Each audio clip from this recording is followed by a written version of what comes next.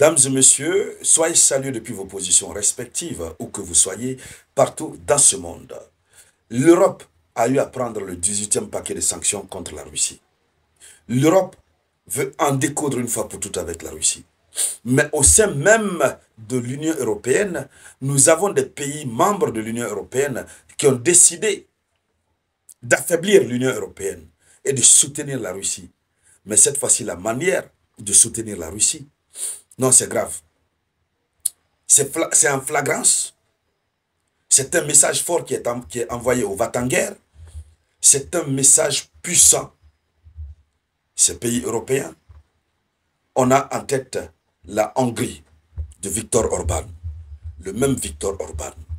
L'homme qui ne mâche pas ses mots. L'homme qu'ils ont voulu envoyer au repos éternel à cause de la Russie. Viktor Orban. Il ne fait pas marche arrière. Alors, qu'est-ce qu'il veut? Comme ils ont interdit l'achat du pétrole, du gaz russe au compte des différents paquets de sanctions, ils ont interdit ça au pays de l'Union européenne. C'est l'Union européenne qui a pris la décision, la sanction.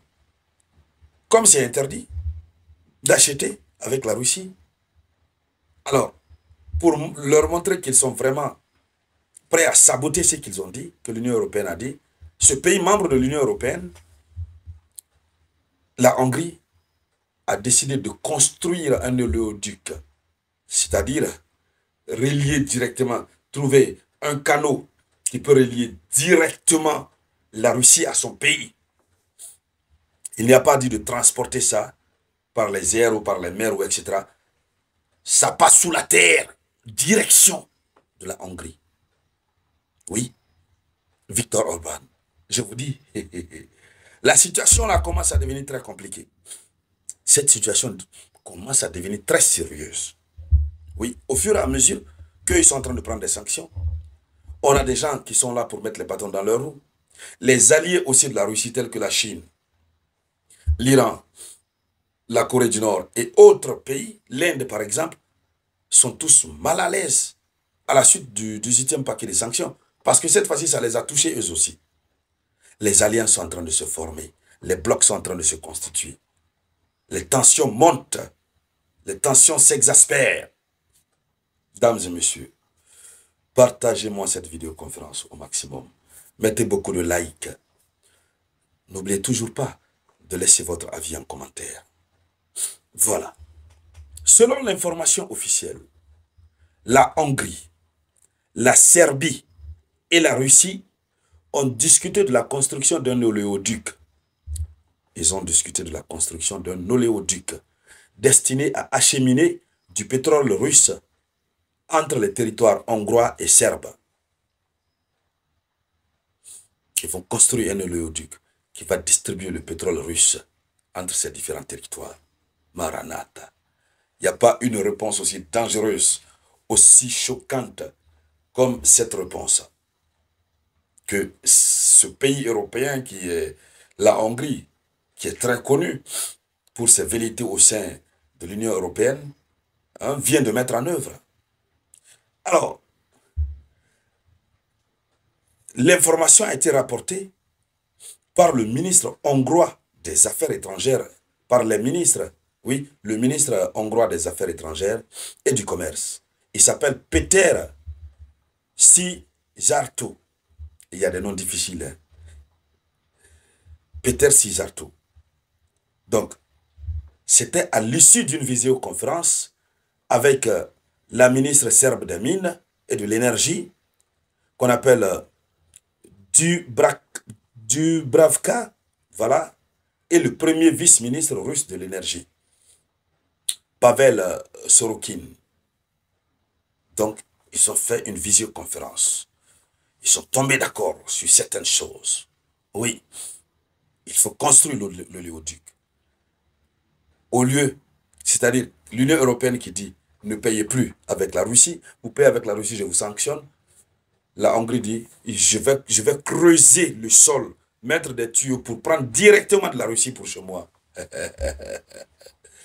Je vous dis, la géopolitique internationale, ça fait rire.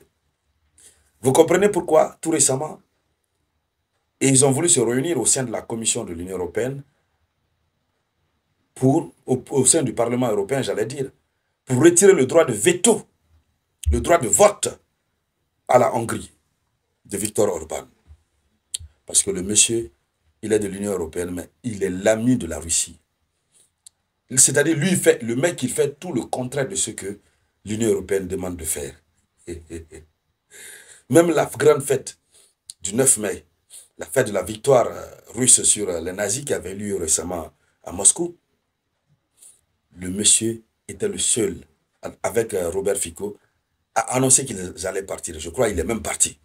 Malgré les sanctions annoncées par Kaja Kallas, la chef de la diplomatie de l'Union européenne. Oui. Alors, allons-y dans les profondeurs. Je veux voir beaucoup le partage. Selon le chef de la diplomatie hongroise, la Hongrie et la Serbie collaborent à la mise en place de cette infrastructure dont la capacité atteindra jusqu'à 5 millions de tonnes par an. Jusqu'à 5 millions de tonnes par an. Pour cela, 180 km de conduites devront être construites en Hongrie. 180 km de conduites. Ils vont construire ça en Hongrie. Donc, si tout se déroule bien, comme prévu, le nouvel oléoduc pourra entrer en service d'ici 2027. Si tout se déroule bien, en 2 ans, ce serait terminé. La Hongrie n'aura plus besoin de ceci ou cela. Voilà. La Hongrie va transporter directement de la Russie pour son pays. Et cette annonce fait très très mal à l'Union européenne. Vous me mettez-vous à la place de l'Union européenne. C'est comme vous êtes un père de famille, vous avez vos enfants qui sont là. Vous avez un enfant qui décide de faire l'amitié avec celui que vous avez déclaré comme étant votre ennemi juré. Ça fait mal. Ils ont tout fait contre Viktor Orban. Ils n'arrivent pas. Et le monsieur continue de les tirer par la chose. Allons-y.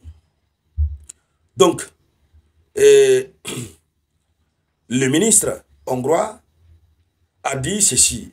Il dit aujourd'hui, avec la ministre serbe et le vice-ministre russe, nous avons discuté des possibilités d'investissement et fait le point sur l'état d'avancement du projet. Voilà, c'est terminé. Donc, ça veut dire que l'Europe a chaud. Ils ne savent pas comment gérer la Hongrie finalement.